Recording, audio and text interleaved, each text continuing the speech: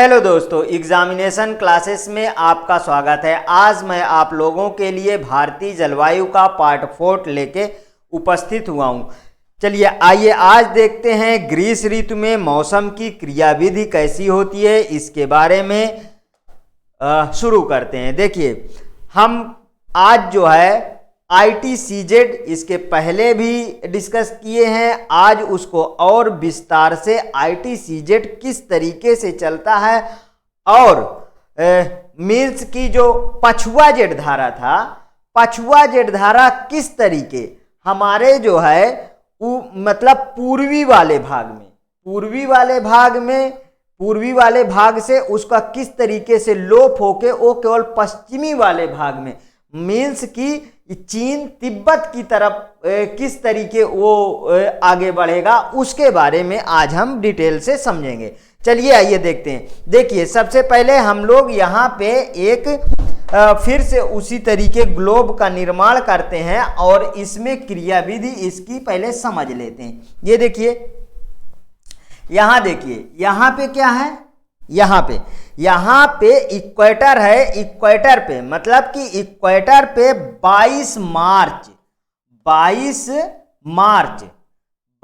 मार्च को सूर्य जो है लंबवत चमकता है, मीन्स सीधा चमकता है। कब? 22 मार्च को। लेकिन हमारा भारत कहाँ पे है दोस्तों? हमारा भारत तो कर्क रेखा पे है ना।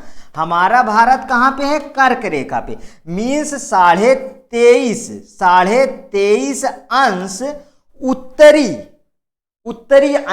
उत्तरी अक्षांश में, मीन्स 23.5 डिग्री उत्तरी अक्षांश में हमारा भारत कहीं ऐसे है। इतना समझ में है? अब देखिए, वहीं पे 23.5 अंश ही दक्षिणी अक्षांश में ऑस्ट्रेलिया 23.5 अंश दक्षिणी स्थान पे मकर रेखा है, जो भारत के जस्ट अपोजिट ऑस्ट्रेलिया पड़ता है। तो अगर मैं बात करता हूं भारत की कर्क रेखा पर स्थित की, तो हमारे यहाँ मैंने इसके प्रीवियस वीडियो में बहुत अच्छी तरीके से समझाया था कि अगर यहाँ पे गर्मी है तो यहाँ पे क्या होगी? शीत ऋतु होगी। और यहाँ पे अगर ऑस्ट्रेलिया में शीत ऋतु है तो हमारे इंडिया में क्या होगा? गर्मी होगा। चलिए, इतना समझ में आया? आगे बढ़ते हैं।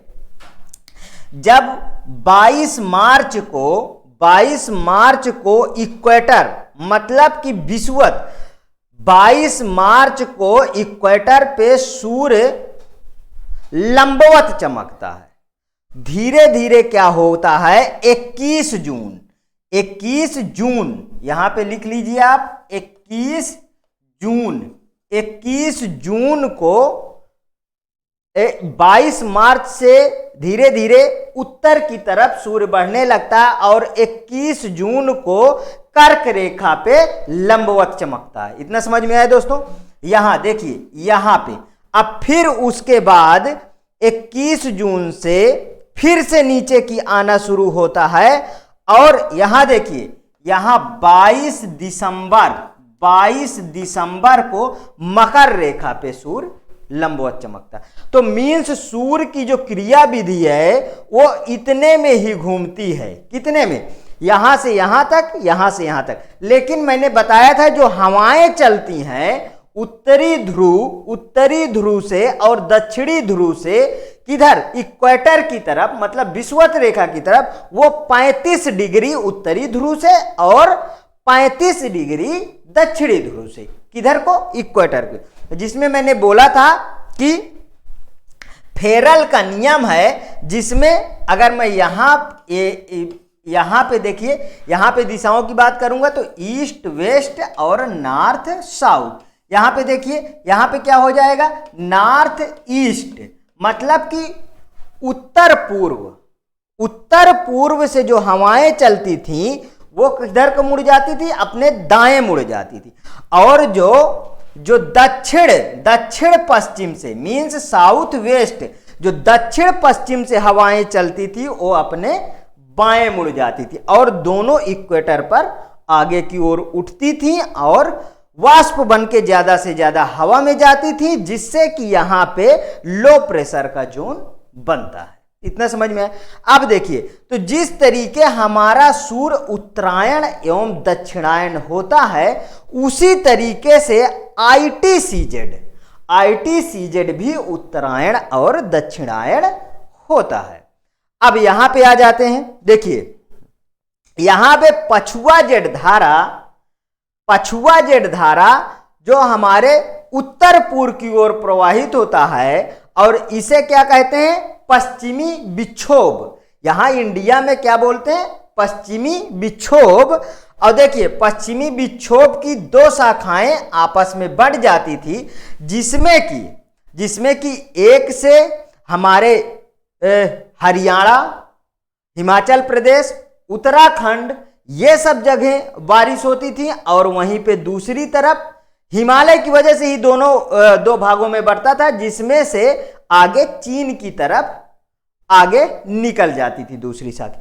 कुछ समय ऐसा होता है कि दूसरी इधर वाली शाखा का लोप हो जाता है, और ये किसके कारण होता? आईटीसीजेड के कारण, और ये शाखा यहीं पे आगे बहने लगती है।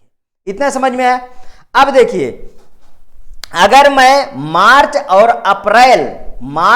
अप्रैल की बात करूं, तो यहां पे मार्च और अप्रैल में देखिए, यहां पे देखिए दोस्तों, मार्च और अप्रैल में ये मतलब कि मैदानी भाग में काफी हवाएं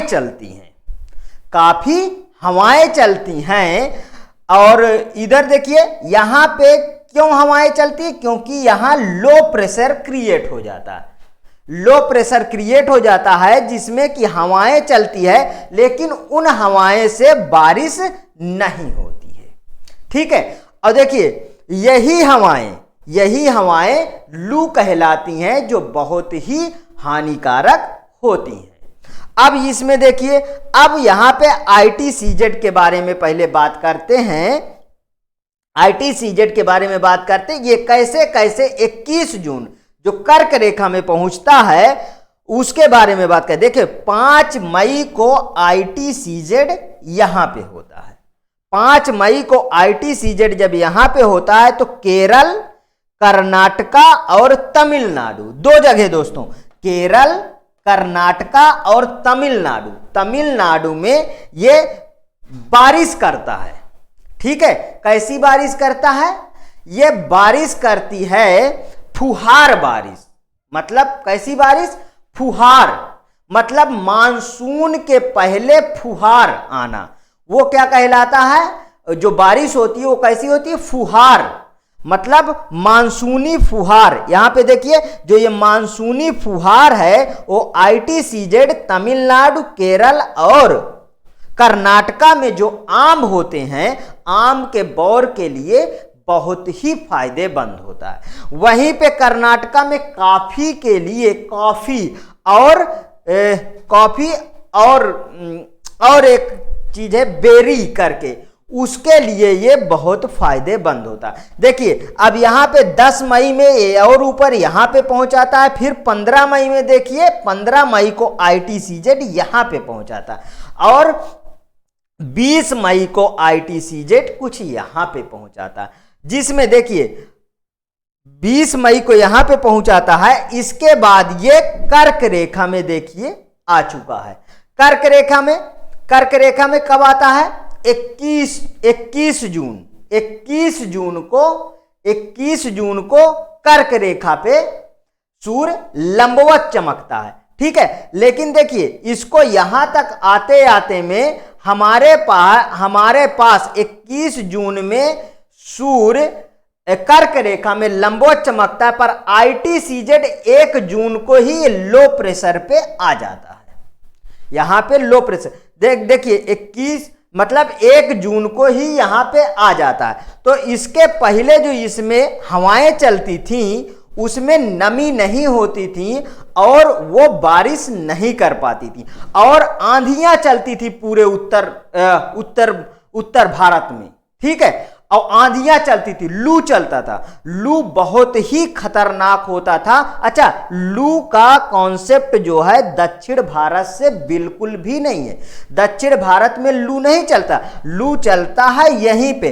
तो देखिए यहां पे ITCZ मतलब यहां पे लो प्रेशर क्रिएट है, लो प्रेशर क्रिएट है, लेकिन वो नमी नहीं होने के कारण बारिश नहीं हो पाता। तो ये अपनी तरफ हवाओं को खींचता है, लेकिन अभी इतना भी ये खतरनाक नहीं था और इतना भी इसमें शक्ति नहीं थी कि हिंद महासागर और अरब सागर की नमी वाली हवाएं खींच ले। लेकिन जैसे ही 1 जून को ये यहां पहुंचता है तो ITCZ और ही शक्तिशाली हो जाता है। तब ये हिंद महासागर से अरब सागर के होते हुए मतलब ये नमी खींचता है, नमी वाली हवाएं खींचता है, जिसमें आर्द्रता होती है। ठीक है, तब ये इधर हमारे केरल में 1 जून या मई के लास्ट वीक में और जून के फर्स्ट वीक मान लीजिए, या 1 जून को केरल में आता है और हमारा फर्स्ट मानसून केरल में झमाझम बारिश करता है। इसके बाद ये धीरे धीरे जो है 22 जुलाई तक दिल्ली पहुंचता है। देखिए ये यहां पे जो लो प्रेशर क्रिएट होता है, ये इसी के चलते जो है किस तरीके से हमारे इंडिया में मानसून की उत्पत्ति होती है, ये आपको अच्छी तरीके से समझ में आया होगा। अब इसके बाद मैं अपने उसी तरीके ओन लैंग्वेज में लिख रखा हूं और इसको डिटेल से हम लोग आगे समझते हैं। हाँ, इसका एक बार आप जो है स्क्रीनशॉट ले लीजिए, फिर मैं आगे बढ़ता हूं। शायद आपने स्क्रीनशॉट ले लिया है, अब मैं आगे बढ़ता हूं। चलिए ग्रीष्म ऋतु में मौसम की क्रियाविधि को समझते हैं। जैसे ITCZ क्या है? इंटर ट्रॉपिकल कन्वर्जन जोन, उत्तर की ओर खिसकता जाता है। पछुआ जेड धारा की दक्षिणी शाखा कमजोर पड़ने लगती है, जिसके परिणाम स्वरूप अब हिमालय के उत्तर में प्रवाहित होने लगती है। किधर प्रवाहित होने लगती है? उत्तर में। मीन्स अगर हिमालय की मैं बात करूं तो उसके इधर वाला पार्ट जो है, इधर वाला पार्ट में एक शाखा थी, एक शाखा क्या थी? उसके पीछे वाले पार्ट में थी। तो मतलब कि हिमालय के वो तो उत्तर ही हुआ ना। अगर कोई भी आप रेखा की बात करेंगे तो हमारा जो मैप कहता है वो ईस्ट इधर, वेस्ट इधर, नॉर्थ इधर और साउथ इधर।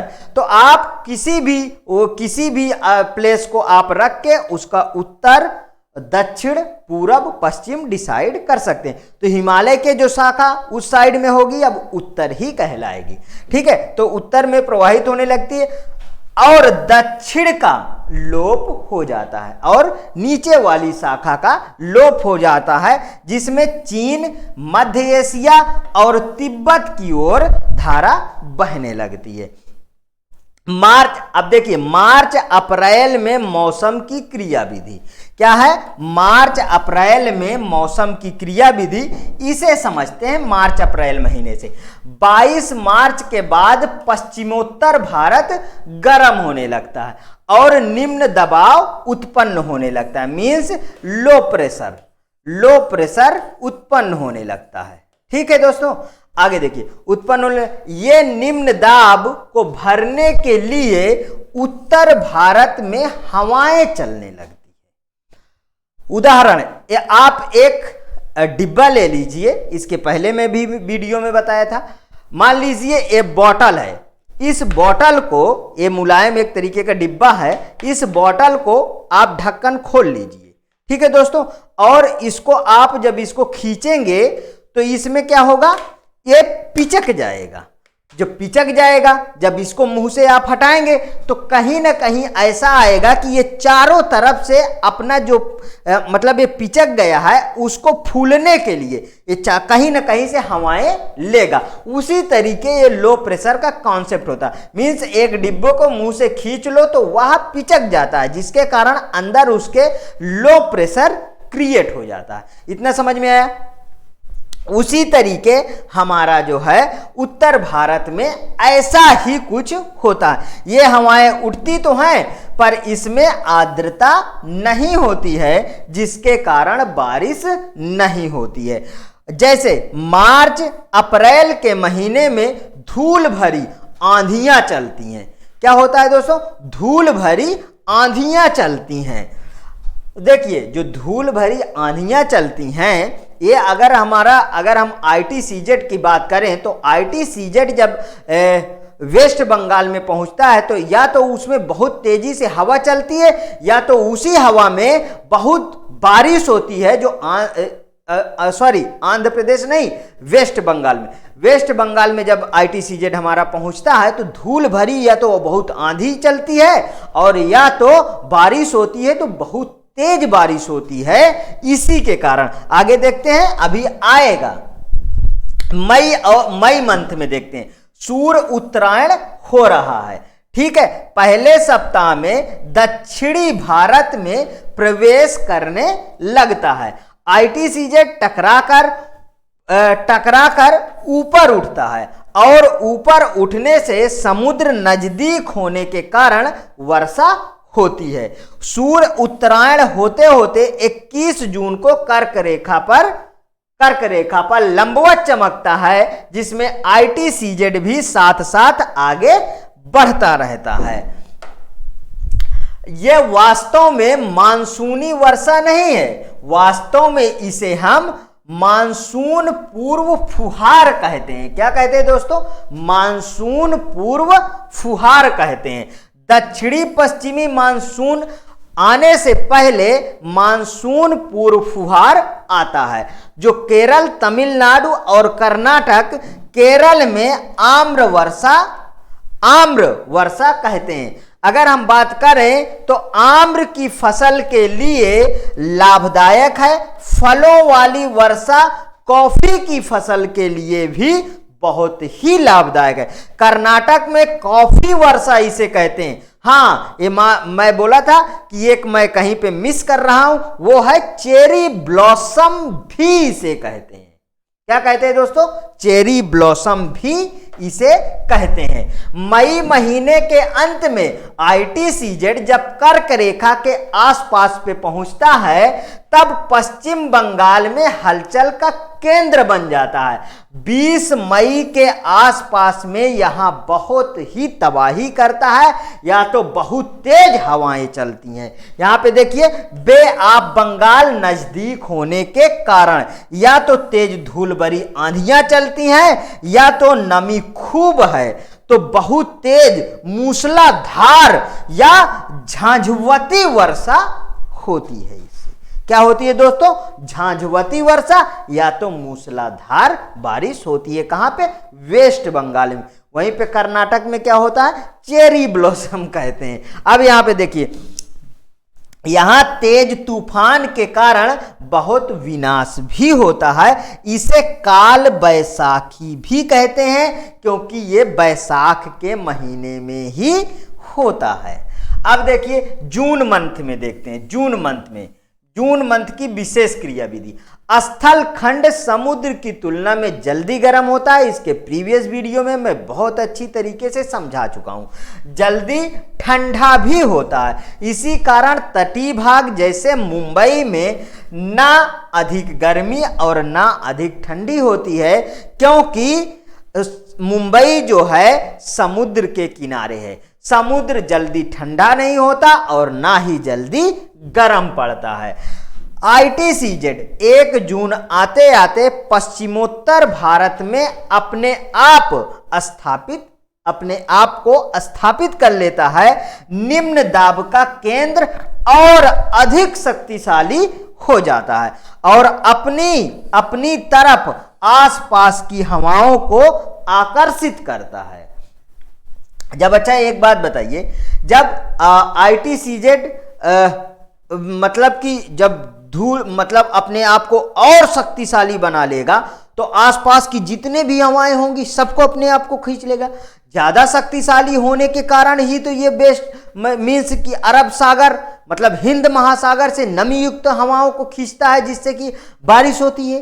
ठीक है, आगे देखिए, ये पूरा भूखंड धधक रहा होता है उस समय, जिसके चलते मई लास्ट जून फर्स्ट में पूरे भारत में बहुत गर्म हवाएं मीन्स लू चलती हैं। क्या चलती हैं दोस्तों? लू चलती हैं। और देखिए लू इतनी हानिकारक होती हैं जिसे डिहाइड्रेशन मीन्स ये शरीर में आप जब भी अगर उत्तर भारत में आए होंगे तो आप देखे होंगे लोग बाग गर्मियों में जो है खाली बदन नहीं निकलते हैं। क्यों? कहीं लू ना लग जाए। ऐसा हुआ है कि लू लगने से लोगों की जान भी चली गई, इतना खतरा, क्योंकि इसमें नमी होती नहीं है। और जब नमी नहीं होगी तो वो हवा जो है शरीर को और सुखा देती है, तो ये बहुत ही हानिकारक होती। हाँ, लेकिन इसका पश्चिमी मीन्स इसका दक्षिणी भारत से कोई भी रिलेशन नहीं है, ये याद रखिएगा, क्योंकि ये अपने मैदानी भाग में ही चलती है। लू बेहद गर्म शुष्क हवाएं हैं, इनका दक्षिणी भारत से कोई मतलब नहीं होता है। ये हमारे स्वास्थ्य के लिए बहुत हानिकारक होता है। नमी ना होने के कारण ये हमारे शरीर से पानी सुखाने लगता है और पानी की कमी हो जाती है। नींबू में नमक डाल के पानी पीना होता है। ये बहुत ही स्वास्थ्य के लिए उस सीजन का सबसे अच्छा स्वास्थ्य के लिए दवा, देसी दवा यही है। ठीक है, ITCZ को दो नाम से जाने जाते हैं। ठीक है, अंतः उष्ण कटिबंधीय अभिसरण क्षेत्र, और क्या बोलते हैं इसको? विषुवत रेखीय निम्न दाब द्रोणी या मानसूनी निम्न दाब द्रोणी भी कहते हैं। ध्यान रखिएगा, जब यह हिंद महासागर से आर्द्र नमी वाली हवाओं को खींच लेता है, मैंने जैसा कि बता रखा है, तब इसे हम मानसूनी निम्न दाब द्रोणी कहते हैं। ITCZ जब 1 जून को निम्न दाब बहुत शक्तिशाली हो जाता है, तब यह हिंद महासागर की आर्द्र नमी वाली हवाओं को खींच लेता है और आकर्षित हो जाती हैं इसकी तरफ। क्योंकि भारत में हिंद महासागर की आर्द्र हवाएं दक्षिण पश्चिम से होकर प्रवाहित होती हैं, तब इसे हम दक्षिणी पश्चिमी मानसून कहते हैं। भारत में 90% वर्षा दक्षिणी पश्चिमी मानसून से ही होती है। दक्षिणी पश्चिमी मानसून भारत में प्रवेश करते ही सबसे पहले पश्चिमी घाट से टकराकर केरल के मालाबार तट पर 1 जून को वर्षा करता है, फिर क्रमशः ये आगे बढ़ता है। दोस्तों कैसा लगा ये? दोस्तों अगर आपको ये कंटेंट अच्छा लगता है तो प्लीज मेरे चैनल को सब्सक्राइब करिए, लाइक करिए और ज्यादा से ज्यादा दोस्तों में इसे शेयर करिए। हाँ, इसका हूबहू PDF मेरे टेलीग्राम चैनल से आप प्राप्त कर सकते हैं, जिसे मैं और अच्छे कंटेंट लेके आपके सामने प्रस्तुत हो सकूं। हाँ, इसका नेक्स्ट पार्ट भी मैं जल्द से जल्द ले आ सकूं। ओके दोस्तों, थैंक यू।